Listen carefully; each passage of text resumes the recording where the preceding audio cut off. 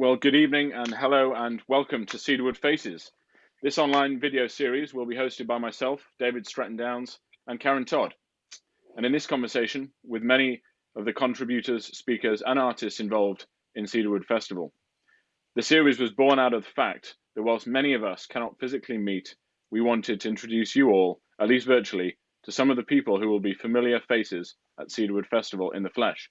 And of course, to whet your appetite for some of the content that they will be bringing. In this special informal lockdown series, we unpack their life stories, how they've been affected by the COVID-19 pandemic, and explore their ministry, and alongside that, a time of Q&A. So before we kick off, just a bit of housekeeping regarding questions. If you'd like to ask a question, please do so on the live chat on YouTube, and these will be fielded throughout the conversation. And to keep up to date with all the plans for Cedarwood Festival, latest online events and news, be sure to subscribe and follow all our channels online at Cedarwood Festival. And in this episode, I'm delighted to welcome Andy Flannagan, Director of Christians in Politics, to this show. So welcome, Andy. Good evening, folks. How are you? Very good. Good to have you on. And Karen, if you'd like to just kick us off with this evening's informal time of conversation. Thanks, David. Hi, Andy. So your name comes up, and for me, I go back to my teenage years. I think Youth for Christ. I think of a band called TVB. David, he hears your name. He thinks of Christians in Politics. So there's quite a different connection there. Tell us a little bit about your journey. Tell us about yourself. These are two very different worlds. Tell us about your life, your work, your passions. How have you gone from that to this? Yeah, how long have you got? Started off, as a doctor in Northern Ireland, just working in hospital, loving doing that. But it became clear that some seeds that God had sown when I was a medical student actually were going to come to sort of full fruition.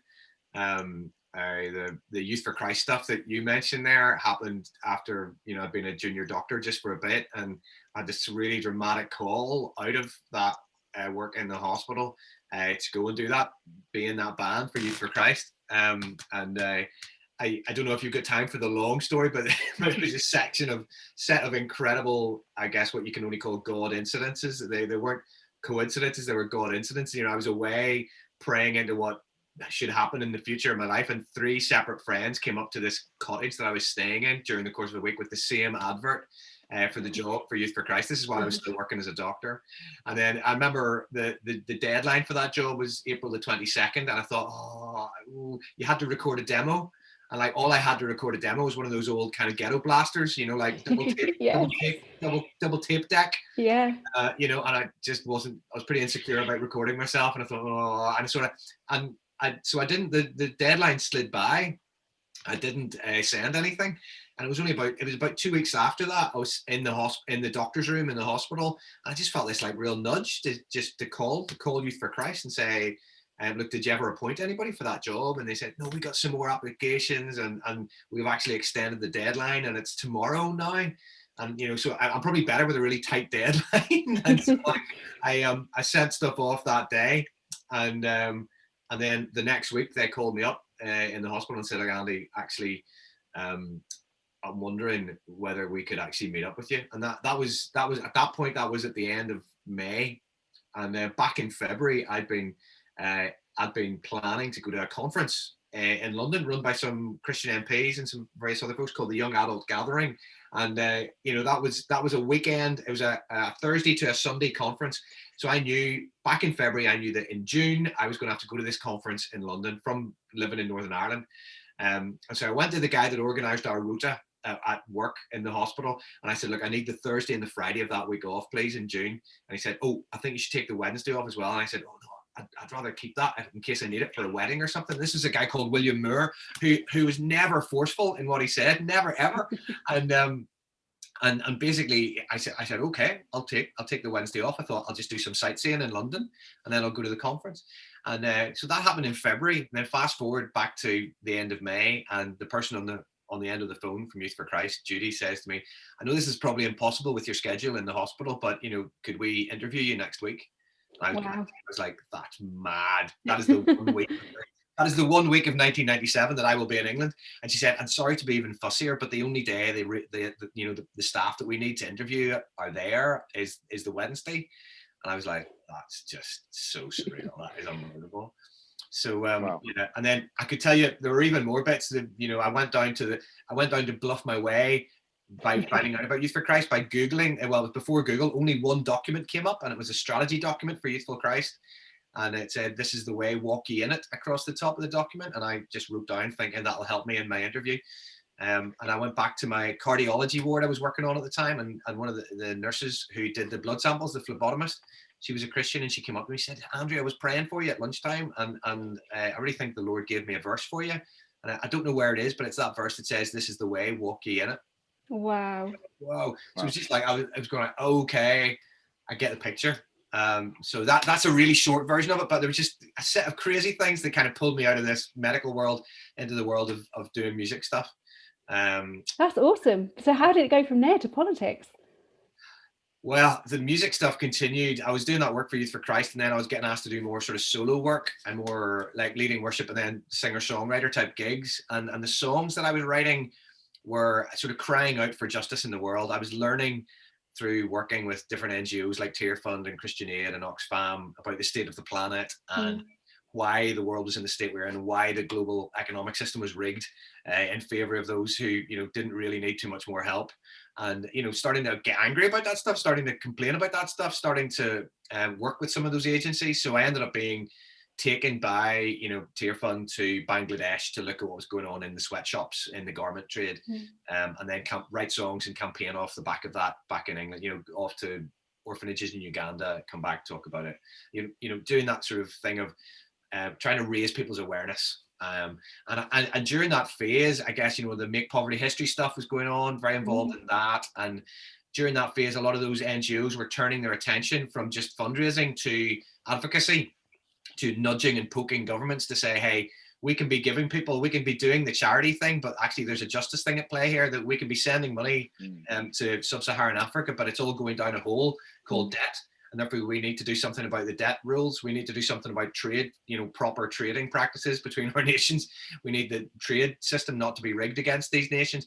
And, you know, so it was all, you know, actually fleshing itself out in the importance of policy. And so more I was being asked to speak to and sing to members of parliament and getting to know some of those folks. And, you know, I think once I was there, I guess my predominant feeling was that, wow, there is no magic dust here. There are not people here operating on a higher intellectual or spiritual or moral plane. Like there's nothing special here. And a lot of the people I'd worked with in the world of the church and Christian NGOs, I was thinking, gosh, they have a lot more strategic thinking and leadership ability than a lot of the people in here. And so we need a lot more people from out there in here. And we need to be doing less of the shouting from the outside and the sending of the petitions and the sending of the emails that were going on during the Jubilee Debt campaign, Make Poverty History, or whichever other campaign, you know, which are good things, but actually we could be making even more progress if, as well as doing the shouting from the outside, like Elijah, we're doing the kind of working on the inside, like Obadiah. And then God opened a set of doors to allow me to get stuck in and involved in the prayer and the worship stuff at Parliament, and then doing some more political writing, and then some sort of more rabble rousing and working with the political parties. So that's where it came from, basically. Just a quick interjection, just there. If I had for you, Andy, you mentioned about the rabble rousing, and I can imagine, and this is something I think one of your taglines that you use. But in terms of you mentioned about, obviously your first professional experience was in being a doctor, and I just wondered, a lot of people maybe who have trained for so long, 5 or 6, 7 years, to invest all that time into that. How was that transition? And was there a tough transition between, wow, I've spent so many years, investing in this, learning to be a doctor and honing that skill? Was there any kind of, how did you feel about moving away from that? I know that was a big thing for many people, and I wondered if that was something that, Yeah, I mean, I loved being a doctor, and I was sad to leave, but I had, as I described there with the story, I had God so clearly in my face telling me to make this radical move that I couldn't do anything but obey. And then other sort of confirmatory things happened as soon as I made the decision. With Youth for Christ, you don't get paid a salary. You raise your salary from from other people who are supporting you, friends and family. And when I put out a letter to ask for support, it just, more than what I needed came in, like, 50% more than what I needed came in. It was incredible. So I think in terms of the actual decision, I think the circumstances and God's faithfulness and closeness to me, because it was a really hard transition. You put your finger on it there. It was going from working in a hospital full time with those crazy hours to then trying to run a band and go around the country and learn how to lead a group of folks in this sort of student age bracket, and be, and doing music that was far beyond the complexity of music that I'd ever done, and doing dance moves that are far beyond the complexity of any dancing that I ever. Well, we won't get into those. You don't want to know about that. You don't. I'm just thinking, what a shame we're on Zoom. We could have got him off if we were doing this in a different setting. We could have got him. Yeah, this knee is well past that now. But the knee. That's what it is. The knee now. Well, maybe at the festival we'll have a chance at the festival to see some live action. No, thanks, Andy. That was really helpful, just understanding that. Yeah, no worries. It was. You're right. It was a huge stretch, but I've never known peace like it. And I often talk about it because when I'm calling other people to take a step into the unknown and a step away from the norm and a step away from, I guess, sometimes a comfort zone that they've been in, when God is stretching us, it's often as much about what he's doing in us, isn't it? It's about what he's teaching us, because when we're in places of discomfort, Karen being in Brazil, the time that she spent there, that place of discomfort, that place when you're away from your normal comforts, your faith is stretched, you pray more, you ask for help from other people more, and that's just a healthy process for all of us as human beings. And so I've just never known peace like it in that time of like learning fast and just being on my knees even more regularly. And so, yeah, I think that's something that has carried into the rest of life, wanting to make sure that life continues to be an adventure, and that as soon as we get settled and comfortable, I think as believers, that's when the red flag should start coming up on our heads.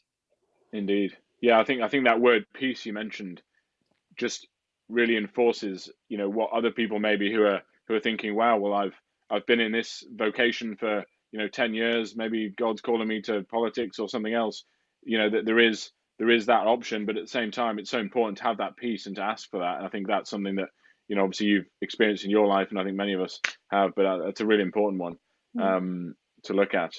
And the hard thing is that sometimes you don't know that peace until you've made the risky decision. And that's the hard thing. And sometimes you have to take that step of faith and do that risky thing before that comes to you.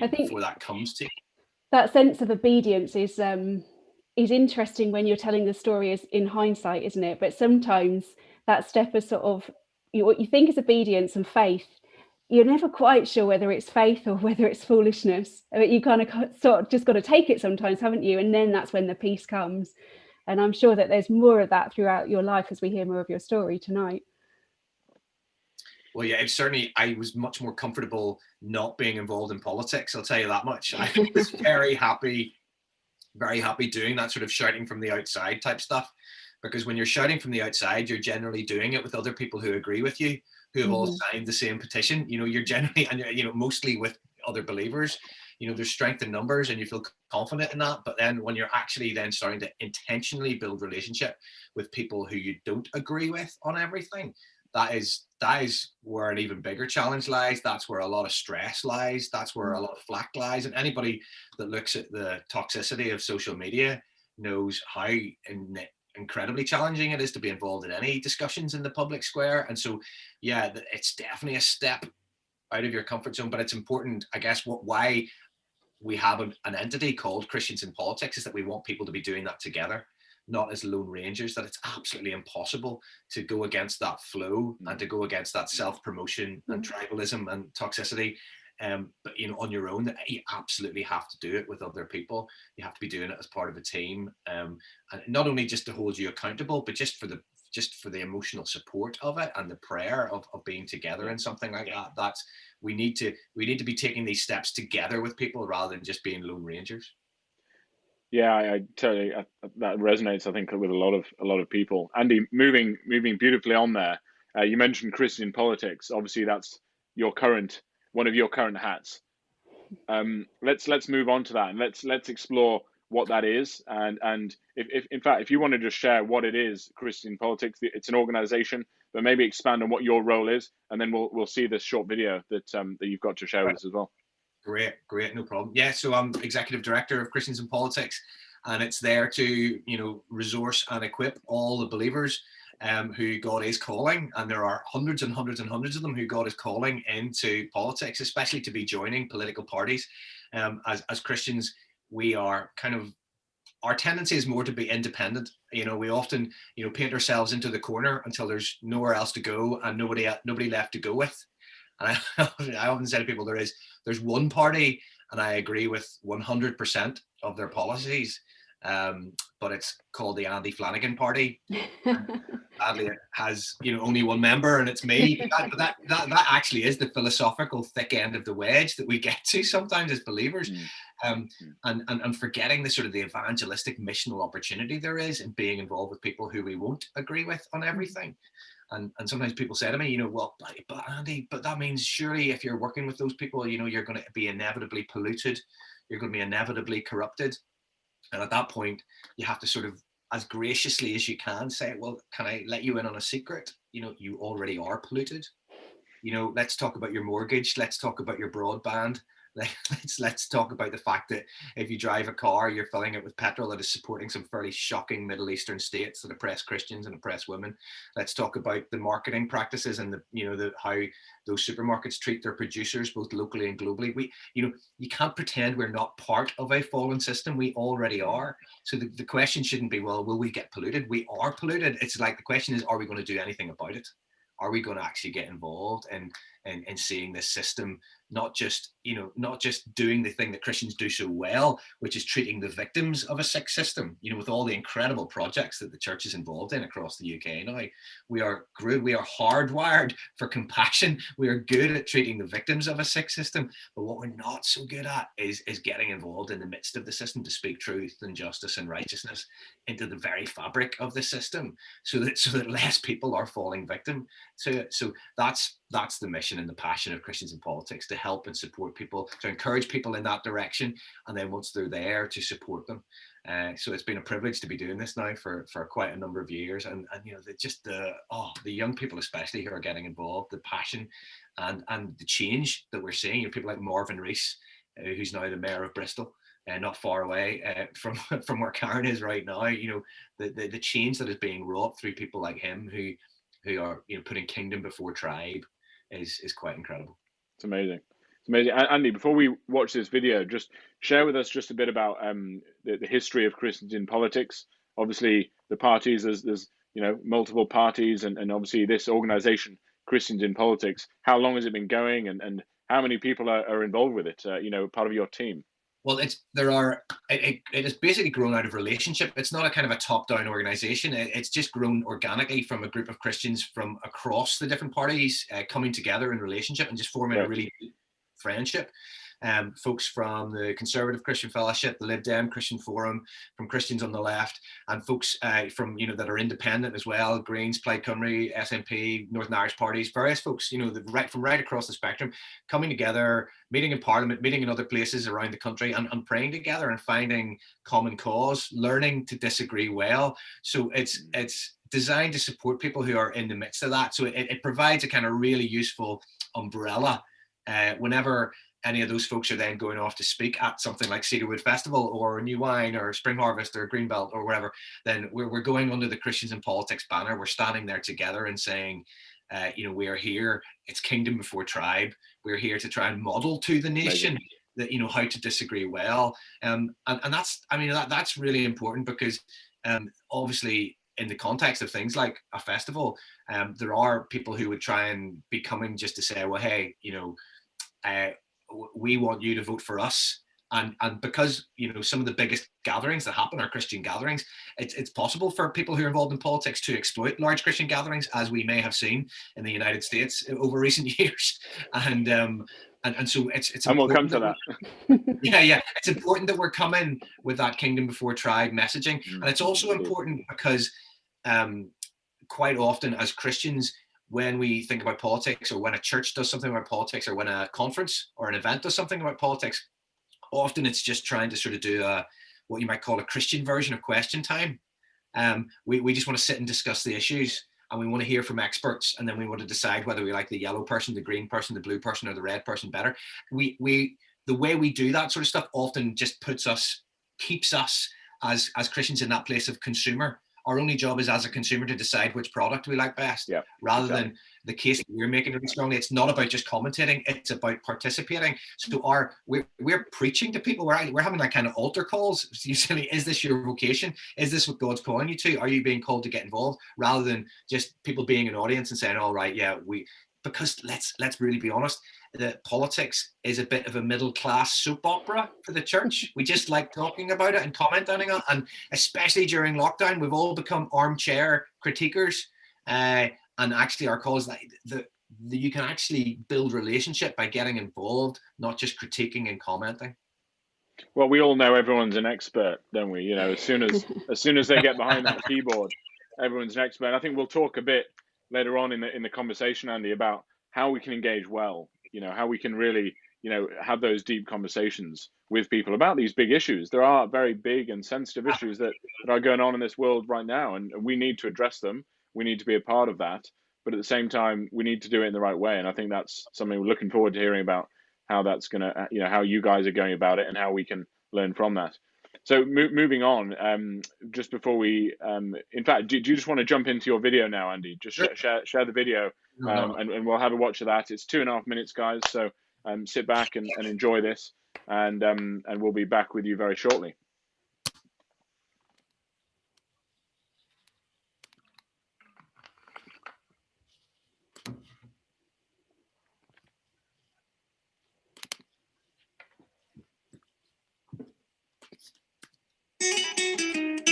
For in him all things were created, things in heaven and on earth, visible and invisible, whether thrones or powers or rulers or authorities, all things have been created through him and for him. He is before all things, and in him all things hold together. And he is the head of the body, the church. He is the beginning and the firstborn from among the dead, so that in everything he might have the supremacy. All things means all of creation. God's desire is for every sphere of culture to be transformed. Business, media, education, arts, religion, family, and even politics. But most of our energy, time, and resources as the church seem to be invested only in the religious sphere. We're training people to be better worship leaders, better preachers, and better small group leaders. But not so much of our time is spent training people to be better teachers, better journalists, mothers, or politicians. In fact, we may only be impacting 1/7 of culture. These spheres are transformed by the presence of prayerful, trained-up believers within them. For too long as Christians, we've been shouting from the sidelines rather than getting on the pitch. It's easy to send an email or a postcard. It's harder to build relationships and work with those we may not necessarily agree with. In politics, decisions are made by those who show up. We have a choice as believers in the UK. Are we going to spend the next few years just commentating and complaining about the state of our country? Or are we going to follow the biblical precedent of people like Joseph, Esther, and Daniel, who served in the midst of regimes that make present-day politics look positively virtuous? Surely it's time for Christians to show up. We can just follow, or we can serve and lead. Your vote could just be the start of you making decisions, not the end. So why don't you join a political party? Rather than shouting from a distance, you could be whispering from up close. We will see God's will be done and his kingdom come on earth as it is in heaven. The question is, will we be part of making it happen? Show up. Jesus did.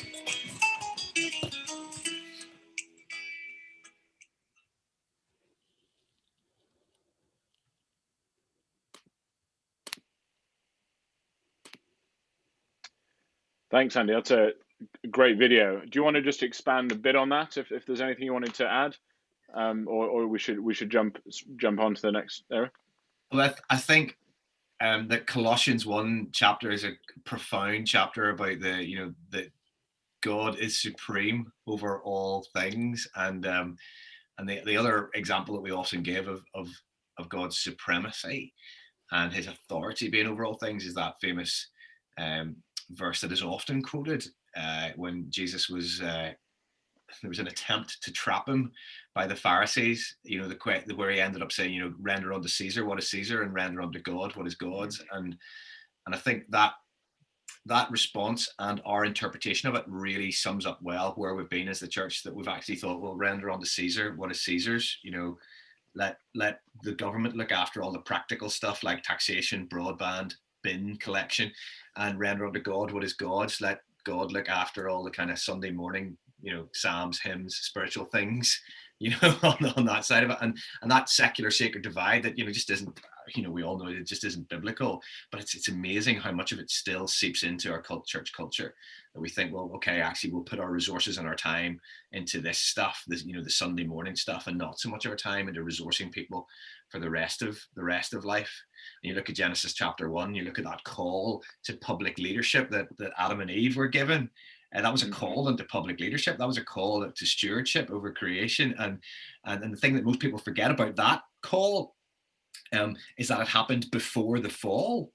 It didn't happen as a reaction to the fall. It wasn't that again, coming over from the States, there's a slightly disturbing thread of theology that says, that politics is a necessary evil to constrain evil, that because we live in a fallen world, we need leadership and management. Actually, the reality is that even in perfection, we needed management.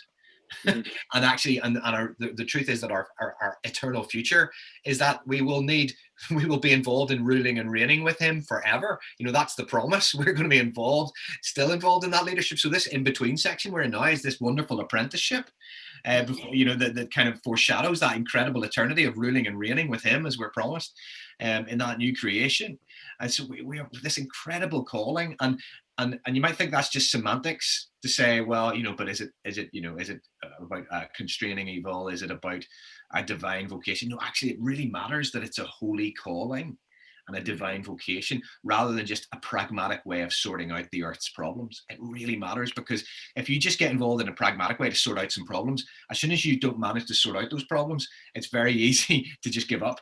And I see this all the time. If you get involved knowing that it's a calling, it's a vocation, then through the hard times, through the toxicity of social media, through the failures, through the times you don't get elected, then there's a chance that you'll keep picking yourself up and other people will keep picking you up. But actually, if you just get involved to sort out some things, and then the first time it goes wrong, you don't manage to sort out those things, or you realize it's going to take a lot longer than you thought, then a lot of that time people fall by the wayside. This is a holy calling. This is a divine vocation. And it's also why it should be in the mainstream of what the church is doing, rather than just an extracurricular thing for the church.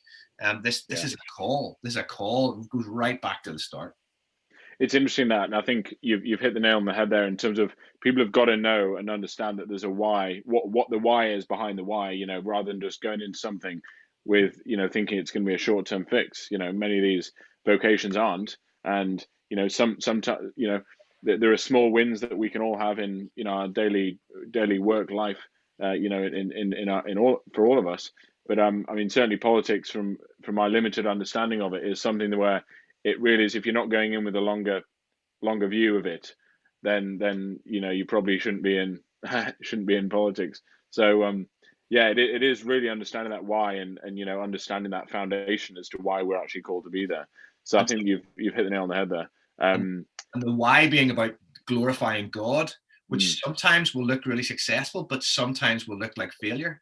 So if our only metric is, did we get the thing sorted, in terms of the earthly stuff, then we can say, all right, no, but they've failed because they were, they've been sort of cancelled on Twitter and they're removed by their party. But actually, there are so many Christians involved in politics who it would appear God is called to just lose every 5 years, and they'll never get near Parliament. But they have this incredible opportunity in the public square to speak into the public square every 5 years, through, whether it's involved in their local hustings or in a newspaper. And this is my son, Jesse, who's coming to say hello. My beautiful. Hey, Jesse. Hello. Good evening. My darling boy. You should be in bed now. I love you. Okay, grab some books. Okay. he kind of got you mid-flow there, but it was great where you were going, Andy. And I think especially you've touched on something in terms of why are we doing these things, and that comes down really to us knowing who we're doing it for, right? Because if we're doing it for us, we're setting ourselves up to fail. Whereas if we're doing it for him, we can go for the long run. It's not so much about what's the immediate outcome or what does it look like. It's not about boosting our ego, is it? It's about us being obedient to what he's asking us to do. And if somebody that's just watched this video, they're feeling challenged, they're feeling inspired, they're thinking, oh flip, maybe God is poking me in the way that you've described, you've been poked. What would you say is a good way? What's a good way for somebody to start on that journey of getting involved in politics if they're just starting to think, well, I've never thought about it like this before. I've never really realised I was to do more than just to turn up and vote. What would be the route for them, would you say? Well, I'd unashamedly encourage them in the direction of one of our gatherings. Okay. We're often touring around the country, doing stuff in various parts of the country, in various towns.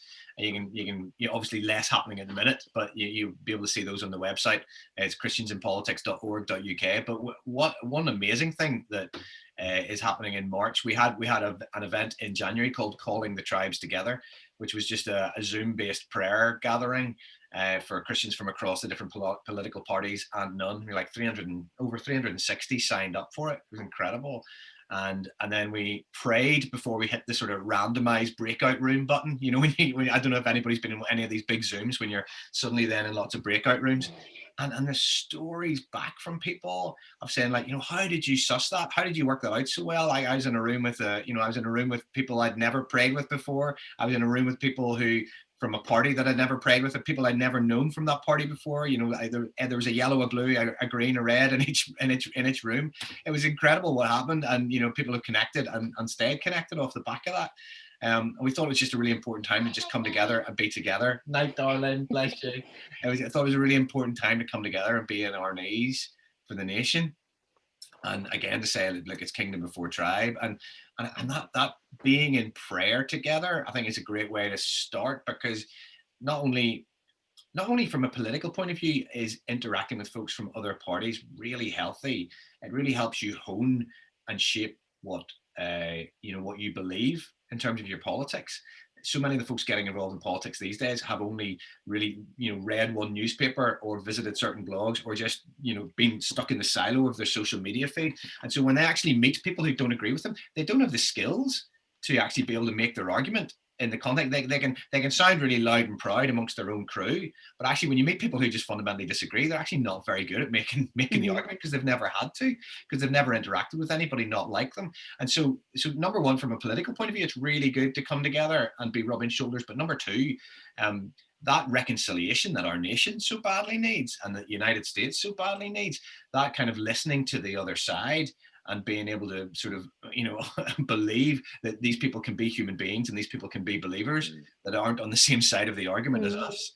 That is so much more possible when you've been on your knees with people and when you've been praying with people. And it's so much more possible because when you're on your knees before the one who does know it all, you become that much more aware of the fact that you don't know it all, and that actually God in his wisdom may have given different people different insights and different charisms and different expertises that are different to yours, and maybe it might be worth listening to some other people because you realize you don't know it all. So I would encourage somebody, we're doing that again on March the 10th. Again, it's on the Christians in Politics website. Come, just dip your toe in the water, come and get to know some people, and it's a safe way in, and it's a really easy way in, or get to know people in your locality. When you sign up for a local political party in your locality, you get invited to the meetings. If you turn up as a believer at those gatherings, if you come and even smile, if you maybe even bring biscuits, if you do what you say you'll do before the next meeting, if you bring even a shred of creativity or optimism, you're straight away in the top 10% of local political operatives. You will shine. You will shine, because actually within the church, we often undervalue what we learn. We so undervalue it. We learn these incredible conflict resolution skills. We learn these incredible communication skills, public speaking skills. We know how to do meetings. We know how to communicate. We know how to mobilize. We know how to energize. And we're so many steps ahead of so many people getting involved in politics, and and that's all the practical stuff. And then I still believe in the person of the Holy Spirit who actually anoints people. And so I constantly get emails from people who aren't believers saying, oh, I met one of your guys, one of the guys from Christians in Politics, and yeah, we're going to go out and campaign for them, because there's just something about them. There's just something about them that's inspiring. And when they talk to people on the doorstep, there's just something different about it. And like, you're going, yeah, that's the Holy Spirit. That's incredible. And so I think we shy away. We play it really safe, not realizing the head start that we actually have in so many ways. So I would encourage people just to get to know their locality, get to know the politics in their locality. Because again, when we think politics, we think Westminster soap opera, but actually the bigger opportunities are in your own locality, to get involved in your own local council, to get involved in the governance in your area. And boy, during this season of COVID, have we seen how important that's been, and how important it's been to have people of integrity in those positions. Andy, on that note, just very briefly, you mentioned about getting involved locally. Obviously, government, acts locally. It then obviously acts in a regional way, and then obviously, in a national way.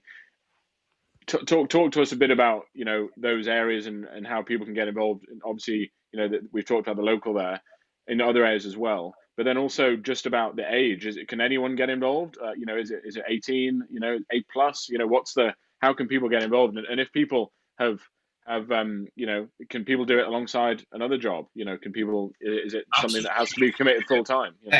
No, really important questions. And yes, absolutely. It's something that most people do alongside another role, alongside another job. Most councillors aren't paid to be councillors. They get a little bit of expenses, but they are doing their normal jobs as well, and getting very little thanks for being local councillors. So yeah, most people are doing it alongside their own job. Some people obviously end up getting paid to be MPs, or getting paid to work for a political party, or getting paid to work for a lobbying group or a research group.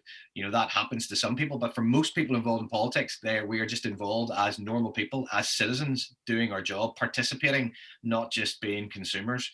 And that is something that all of us obviously have limited capacity, especially at the moment, and limited time. And that's why I really feel it's important for I guess what I described earlier about the calling of this. This will not be for all of us. We believe that everybody should be politically engaged and involved, but to actually step forward and be a candidate won't be for all of us. And therefore it is really important to be kind of keyed in to what God's saying, to only do what we see the Father doing, to only do what we hear the Spirit telling us to do. Because there are plenty of people who, I have the privilege of receiving so many enthusiastic young believers from around the country, having them come down to show them around Parliament, and take them for lunch or coffee in Parliament, and they really feel that there is that kind of drive and passion and ambition as they come down, and you're quite often speaking to those folks and saying, yeah, but why are you doing this? What as we said earlier, what's the why behind why you're doing this? And when you dig down, sometimes there's a presumption that this is the only way it can be done. Actually, that no, they haven't actually felt the call. It's just like this, the Westminster thing is the kind of like it's the shiny thing, if you know what I mean. It's the shiny thing, when actually there's so many other ways to be involved and play our part, whether that's with citizens organizing, whether that's with local action groups, whether that's just serving somebody else who's a candidate, doing their admin, doing some prayer support for them, doing a website for somebody. There are so many ways to be involved, and that's why I wrote this book, Those Who Show Up. Thankfully a lot of people have read and have now shown up, but it's not just about being a candidate. There are so many ways to do it, and that reflect what you said about the age demographic, David, is so key, because for the 20-somethings, they'll absolutely be keen to be out pounding the streets, knocking people's doors, delivering flyers, and that's brilliant, and that's energizing, and that's amazing. And the people that do that really get the bug and realize this democracy thing isn't perfect, but it's pretty special. When I first stood as a candidate, that somebody like me had to go into an estate like Vassal in North Brixton that had more CCTV cameras than the whole of Edinburgh, that had only 30% of the adults having any qualifications at all in that place. Somebody like coming from where I come from, my background, the fact that I had to deign to before I could come to represent them, that I would have to knock their doors and hear their stories and share their joys and share their struggles. That's genius. That's something that kind of even just a little bit drags society together a little bit more. And so, you know, I have the joy of encouraging people to go out and be part of those door knocking exercises, and when they do it and people come back to this, unbelievable. There's such an energy, there was such a buzz, and people just can't stop it, and they're doing it every Saturday, and they're going out and they're thinking, why doesn't the church do this? And I'm like, yeah, well, why doesn't the church do this? Because it's an amazing way to meet people and to hear where people are actually at. And so, you know, so that, you know, will be brilliant for the 20-something, 30-something, 40-somethings, and plenty older do that as well. I don't want to be ageist about it, but like, it might not appeal so much to somebody who is 60 or 70, but there will be plenty to do that is home, whether it's envelopes, whether it's website stuff, whether it's prayer support, intercession. There, you know, and believe me, with Christians in Politics, there's so many ways to come and just volunteer with us to help us do what we're doing. And we have got a lot of folks in that age range who are volunteering with us. You touched on something as well, haven't you, there in the word encouragement, because actually, even for those who maybe are in their more senior years, everybody needs that encouragement and those people that are going to just spur them on. And so, in the design of the church is meant to be like that, isn't it? That all age, all encompassing, us all working, you know, well together, loving each other, encouraging and spurring one another on. So there is a role for everyone, is essentially what you're saying, regardless if they're going to actually go into that themselves or not. There is something for everyone. Indeed. I think that the key step change we are seeing, especially with church leaders, is that people are now starting to see politics as a mission field. You know, and the agencies that are involved, yes, they are involved, like Christians on the Left is involved in the Labour Party, Conservative Christian Fellowship involved in the Conservative Party, but they're there, that's their mission field.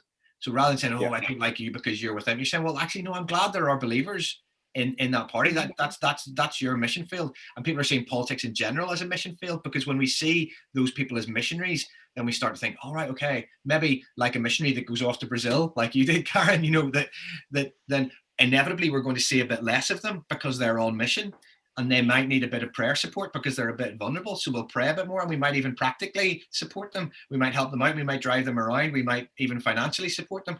But that all happens because of the framing of mission. And we go, all right, we might need to support these guys a bit better, and we might need to release them to be doing the missional stuff rather than complaining that they're not around on a Sunday. We might need to be turning our resources in the direction of supporting these sort of people. I think as well, Andy, just to add, kind of bookend that little point you made, was that I think gone are the days, and I think people are starting to come around to the idea that, you know, yes, it's good to have boundaries, but where kind of work and politics and work and church and work and mission is involved, it is actually a very holistic thing. I think God calls us to, you know, it is important to have a boundary between work and that, but essentially mission and being a Christian should be across all aspects of our life. And it shouldn't be, I'm going into in church now on a Sunday, and I take my hat off, and I'm, or vice versa, going into church, you shouldn't take your politics hat off. You know, I think we're going to talk in a second about how to have some of those conversations well.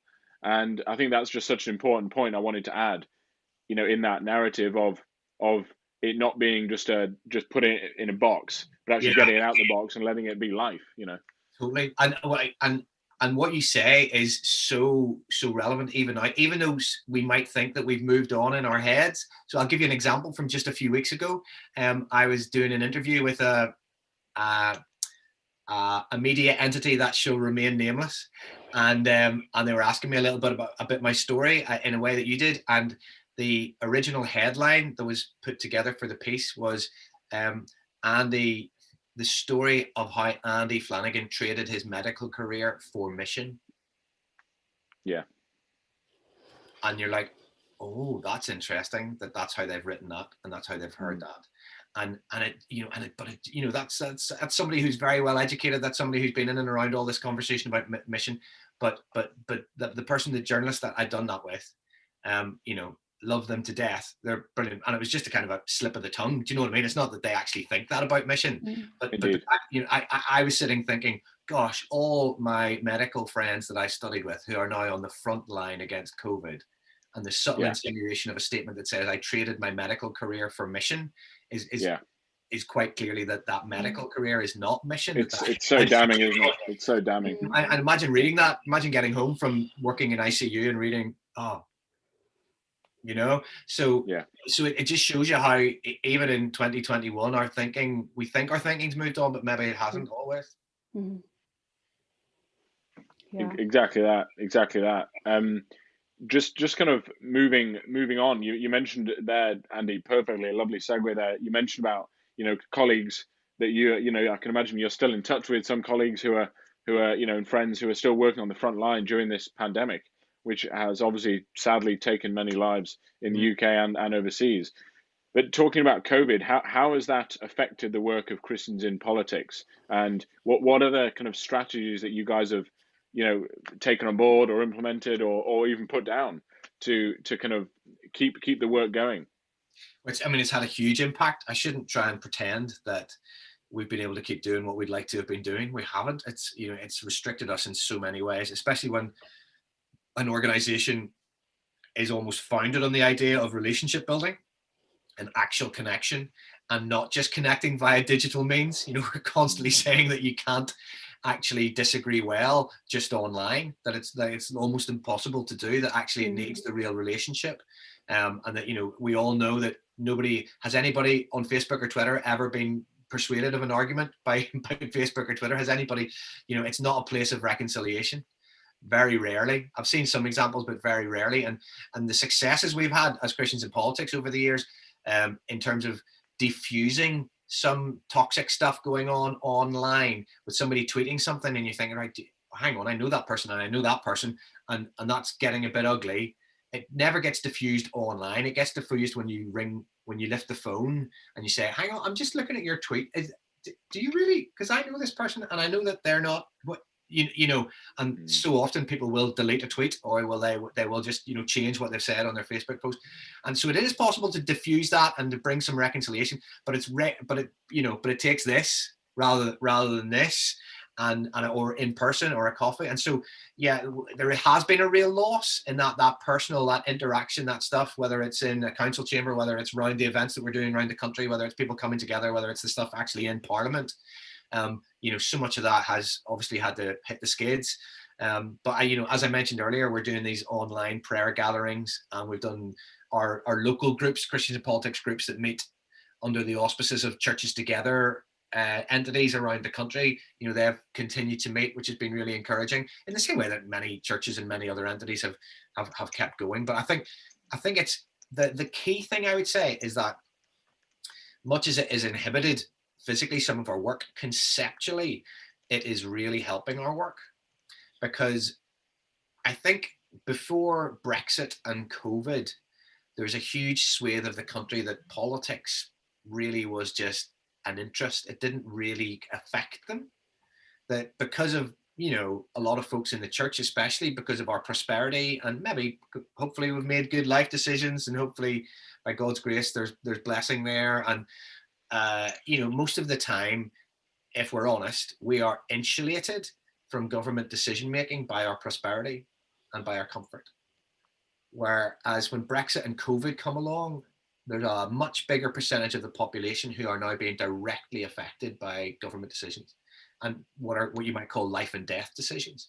And so a much larger percentage of the population is now seeing the importance of who we elect, and importantly is now seeing the importance of integrity in the public square, whereby a lot of people would have had that kind of attitude of, oh, well, just let the politicians get on with that stuff.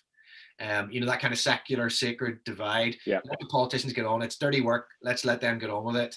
Let's delegate it to them. We'll get on with our stuff. It's slightly that attitude. Well, we don't matter about their character. We just matter if they get the job done. And then you suddenly start to see that no, the stuff that God says in Scripture is important. The integrity of a leader is important, because if you don't trust the integrity of a leader, when they're then asking you to do difficult things, you don't trust to follow them. Integrity is incredibly important. And we've seen that in bright lights on both sides of the Atlantic.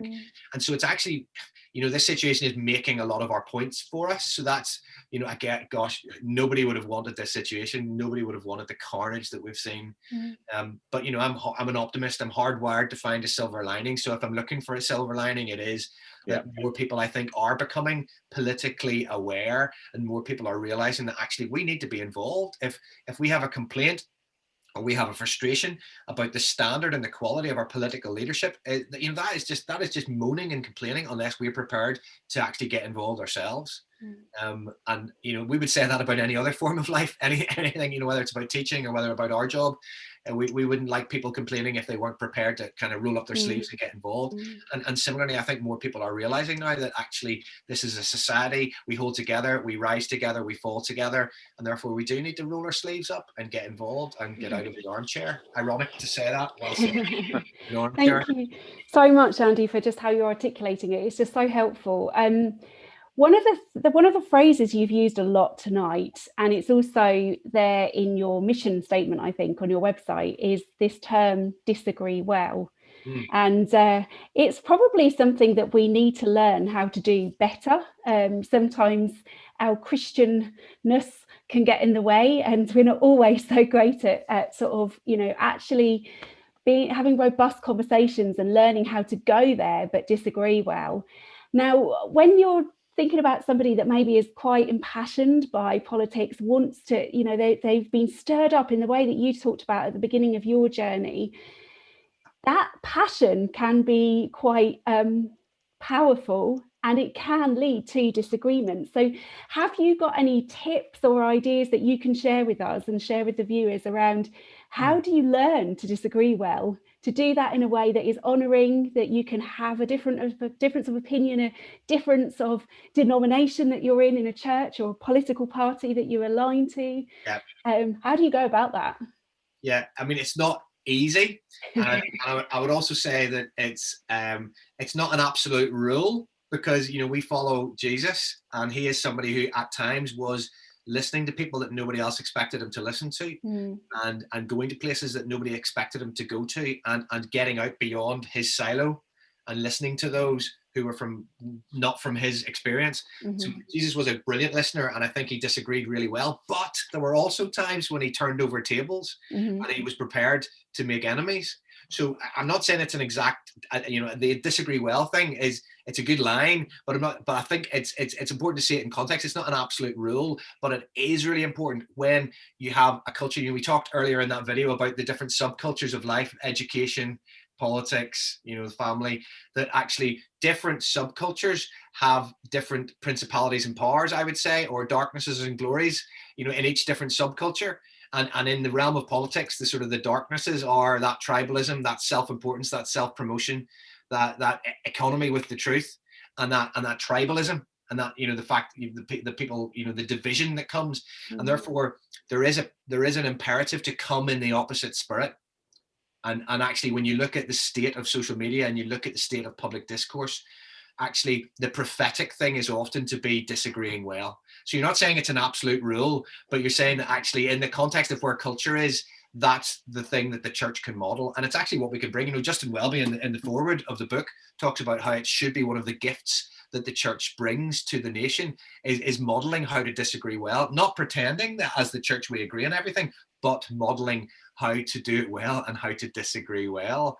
And and I think in terms of when you should be turning the tables and when you should be doing the listening thing and trying to bring reconciliation, I think that comes down to being, as Jesus was, fully wired into what the Father was calling him to do in any given moment. Because it's easy to look at one thing that Jesus did and extrapolate that to a whole strategy for life. But actually the biggest strategy that he had was that 24-hour connection to his Father, which meant that he knew that now is the time to get stuck in amongst the crowd, and now is the time to be back on top of a mountain. Now is the time to be healing people, but now is the time to be moving on to the next village, even when actually people would have liked him to stay and it would have been a more popular thing to stay. So the key thing is knowing in any given moment is being so connected that that we make sure that our disagreeing well isn't just scared politeness. Because sometimes disagreeing well can be that, but we also make sure, if we're connected fully to him, that our passionate ranting is not just becoming very siloed and not becoming a bit graceless, and not actually recognizing that it's human beings that we're speaking to. So it's that connection that can hopefully render both of those things to be done well rather than badly. Andy, you've talked a bit there about disagreeing well, and obviously we're we're in a place at the moment, as you've mentioned, where a lot of things are being done online. We're having this conversation online. Normally these conversations would be in the flesh, and we'd be enjoying different aspects of that. But in this phase, in this season where we are online, a lot of these conversations, you've mentioned Twitter, we've talked about the social networks, and you see long messages with people writing their thoughts and things. It'd be really helpful just to have some comment from you just on kind of the practicality of how people can disagree well, and the practicality of listening. And actually a lot of listening at the moment sometimes is on Zoom, but in real life actually I'm willing to meet up with you and actually listen to you. Like, can you talk a bit about that and how some of the conversations go with people who disagree adamantly? I can imagine in these gatherings that you have. Just talk to us practically about how that outworks, whether it's a group of 4-on-4 disagreeing or just one-on-one. How have you seen that work out in your life and through others? Well, I think you put your finger on it there, David, in that it's all about relationship. And actually the best disagreements I have are with the people who I also play sport with, play five-a-side football with. There's a group of people in Parliament that play five-a-side football. The people who know you as a human being, they are the people you can disagree with well. So there's no, yes, you can be more polite on social media. Yes, you can think. Yes, you can take a breath. But actually the key thing is intentional relationship building. That's number one. That's where the influence is. And number two, that's where you can actually have strong words, but actually still love each other. I think it's really important when you talk about practicalities of a gathering. So you start with what you agree on. You don't start with the stuff you disagree on. You start with the stuff that brings you together, and then you work your way towards the things that might be more challenging. That's an easy, simple practicality. Also, helpful. You choose to only speak on things that you feel called to. I think there is a tendency these days for everybody to think that they have to have an opinion on everything because of the breadth of social media. Actually, I think God gives us expertises. I'm a great advocate of the 80-20 theory, that we're all like 80% good and 20% nonsense. Hi Jesse, you all right, darling? Sorry. Oh, darling, I'm so sorry. Mummy's going to be up in just a wee minute and she can give you a cuddle. All right, darling? Oh, bless you, darling. I love you. Yeah, about 5 minutes. She'll be here in about 5 minutes. Yes. I love you. Hey, you just want to say hello, don't you? So, Jesse, now time to go back. Come on, you're all right. Time to go back.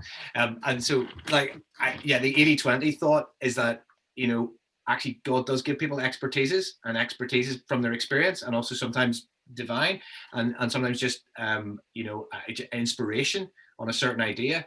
But in our laziness as consumers, we actually would rather just that there are certain people and they're right about everything. We want to be in a tribe and we want to follow somebody in that tribe. So whether it's John Piper or Tom Wright or Rob Bell or Sarah Bessie or whoever, that actually we'd rather be in a tribe, the laziness, and actually it works very well for the communicator and the writer. We love the fact that people think we're right about everything, because it makes it very easy. We can get speaking gigs and talk about this, that, and the other, and we can talk till the cows come home, and people go, "Oh yeah, wow, that's amazing."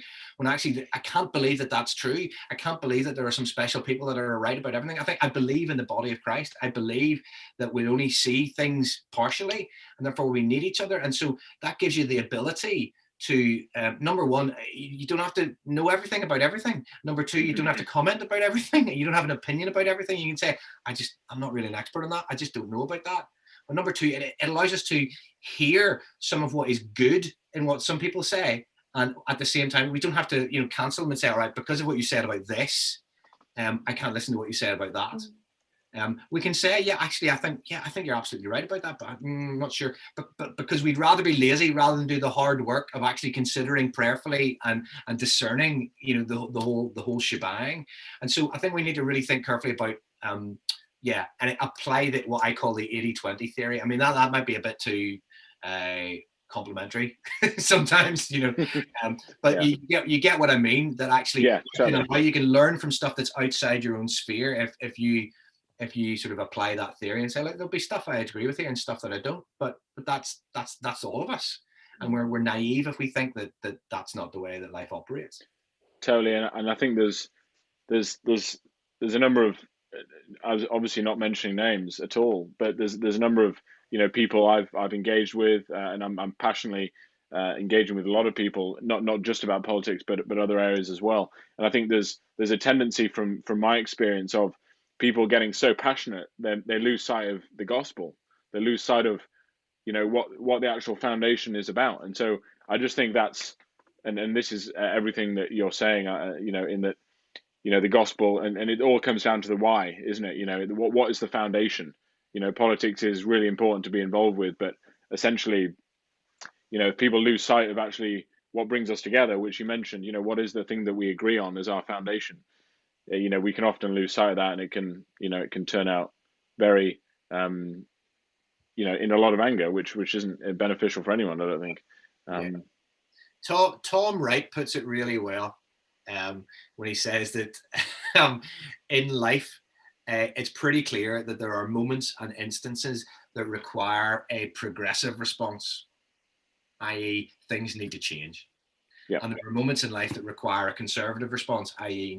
things need to stay the same. There's a reason we do things the way we do them. And so Jesse's a good example. There are moments in parenting that require a progressive response, i.e. things need to change. It's time for solid food now. You shouldn't just stay on milk. You need to, but there are also times for a conservative response. I know we still don't pour milk on the laptop. There's a reason we still don't do that. And the problem with present day tribalism in politics is that rather than, as every different issue and moment comes along, stopping, taking a breath, consulting scripture, talking with each other, praying, and thinking, well, what's the godly response to this situation? We instead respond with the tribal knee-jerk reaction of our tribe, because social media rewards speed more than it rewards wisdom and truth. And therefore the tendency, because we also because it's a toxic world out there on social media, so we also need the protection of our tribe. So more likely we'll say something that actually we know will get the protection of our tribe. So we'll stay within the progressive tribe, or we'll stay within the conservative tribe, or we'll just respond with the knee-jerk reaction, rather than, taking the more, I think, mature view, which is that, if over the course of 2 centuries, the most people have split, one way or the other, into the mostly progressive and mostly conservative, that actually there may be some good to draw in either of those worlds. Now, I'm not saying like try and occupy some fake mushy middle ground. We're saying get involved in a tribe, get stuck into a tribe, but don't lose your identity to the tribe.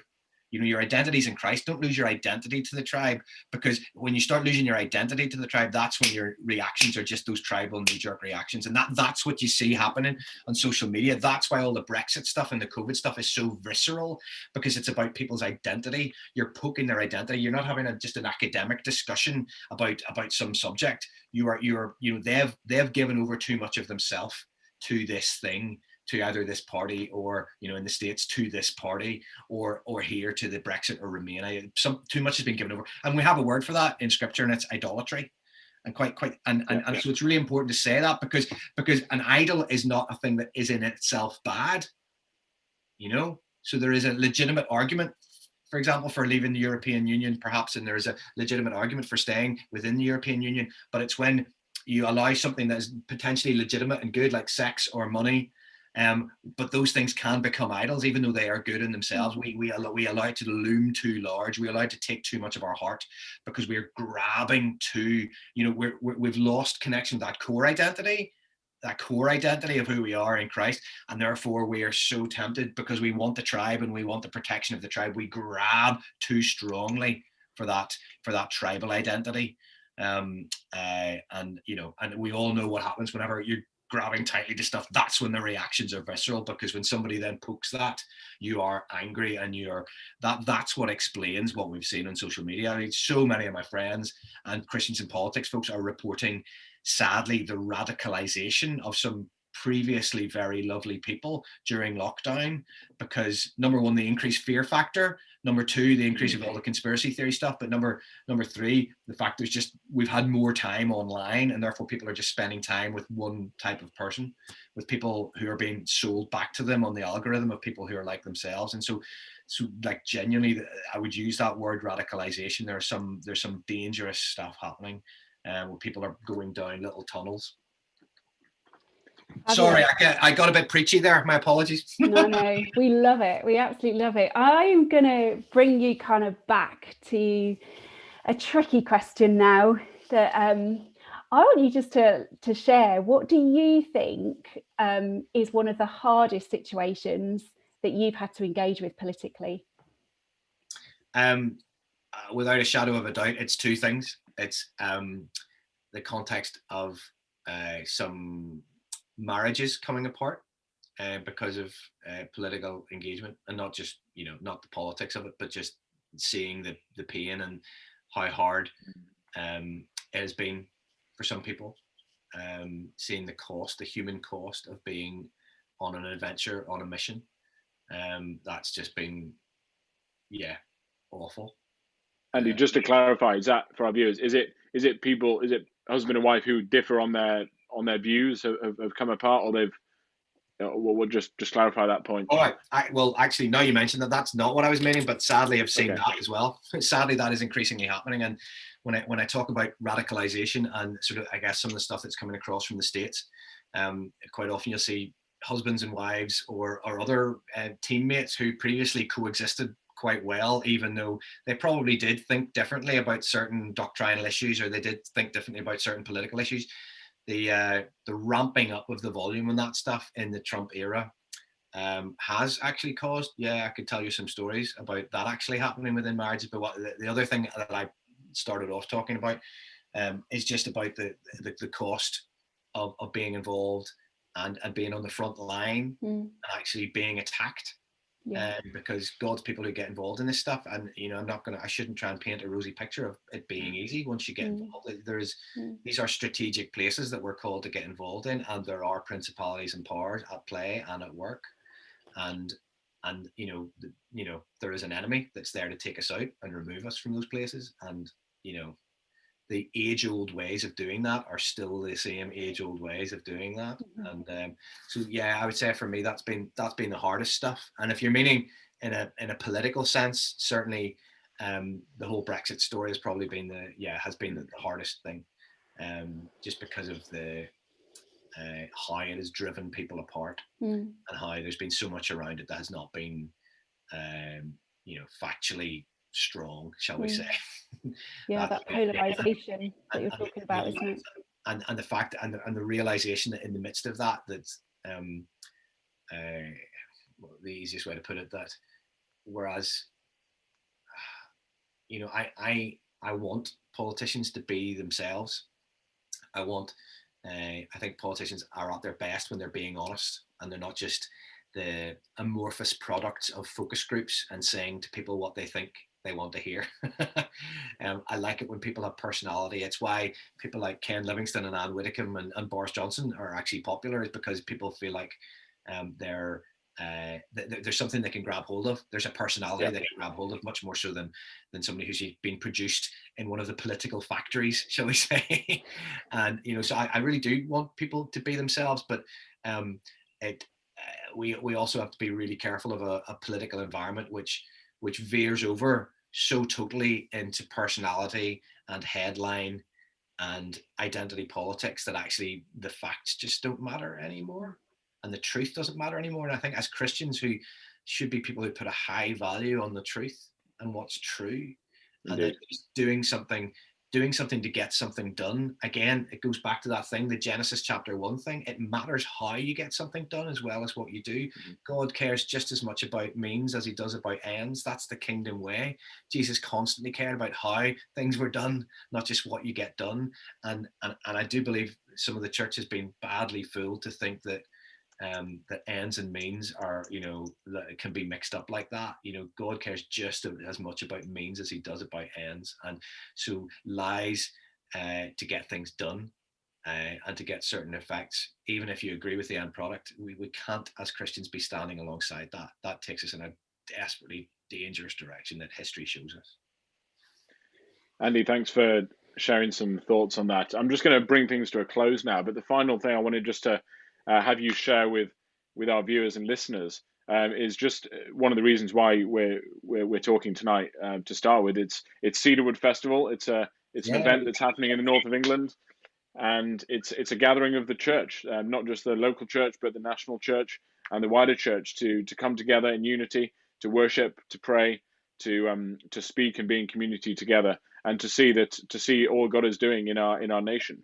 And we're specifically, obviously, focusing on the north of England at Cedarwood Festival up in County Durham. It's going to be taking place, and I just wanted to have you share with a few words, really, Andy, on what people can expect from Christians in Politics at the festival. Obviously, you're going to be there, and exactly what that's going to look like is unclear. But there are some areas that we've already discussed, and that's going to be on show. And maybe you could just share that with our viewers. But also, if people would like to know more and find out resources about Christians in Politics, where they can go.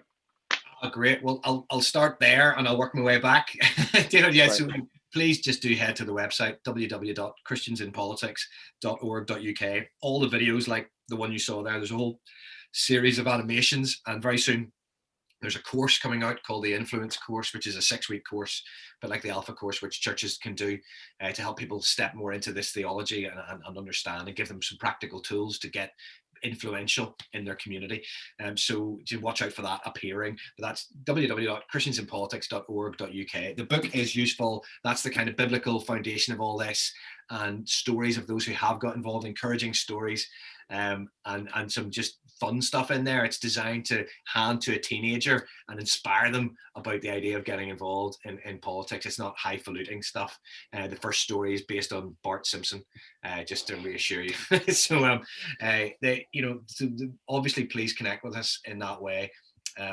And it'll be great to see you at the festival, because it won't just be me, it'll be other folks who are involved in Christians in Politics from the Northeast especially, and so there'll be people you can connect with. If you feel like a nudge in this direction, then there are the people who will be able to walk with you, who are maybe just a few steps along the path, a little bit further along than you, that they can connect you with the right people, they can pray with you, they can mentor you, they can get involved, they can share their joys and share their struggles with you. But we'll be there to kind of, we want to start a movement of people. This is not just about putting on a good event and helping people think well about stuff. The reason that we did the Influence tour, which is like 20 towns and cities around the country 2 years ago, was not just to have 20 nice events and get people to think about politics. It was to catalyze specific Christians in Politics groups meeting in those 20 towns and cities, who would then, after the event, continue to meet with one another, continue to pray with one another, continue to support one another, and encourage and spur one another on in their local efforts in those areas. And so, to see that stuff kicking off has been amazing. So we really hope that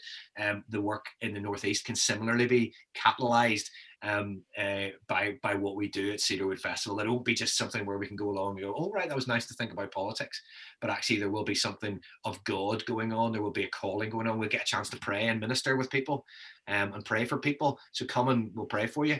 Come and we'll be with you. It's not going to be just so you can come and have the latest debate and be able to pontificate about this, that, or the other. It'll probably be less of that.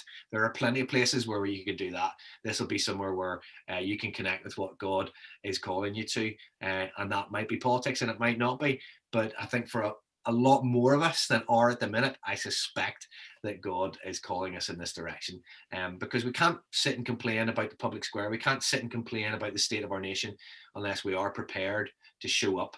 And it's not just about what we'll get done, it's because we will glorify him in that showing up. And it's also, as we said earlier, it's about what he will do in us, because we're putting ourselves in uncomfortable places, and that allows us to be stretched, and that allows us to see supernatural, miraculous, amazing things happen. The reason why the stories in the book are people like Daniel and Joseph is that it's not just about doing the right pragmatic things. If we don't stay connected to him, then, in their stories, it was dreams, it was supernatural words of knowledge, it was incredible stuff that happened. And that's sometimes what we see happen with our people who are involved in politics now.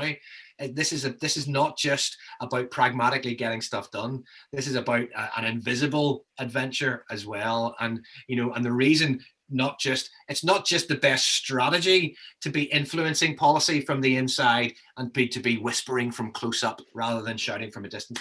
It's also how people get to smell Jesus, because they can't do that from an email so much, and they can't do that from a distance so much. This is the reason why this is the way that God's called us to it, is because in the midst of it, people get to know him as well, and people are transformed in the process. So come and join us on the adventure, and being with us at Cedarwood would be a great way to start. Awesome. Well, we're looking forward to hearing more about Christians in Politics at Cedarwood Festival. And that does bring to a close this episode of Cedarwood Faces. Thank you to our guest today, Andy Flannagan. To find out more about Andy and the work of Christians in Politics, links will be below alongside this video that will be online for all to view. But finally, thank you to all our listeners, subscribers, Festival Network and beyond for joining us this evening. We look forward to next time. Until then, stay safe and God bless.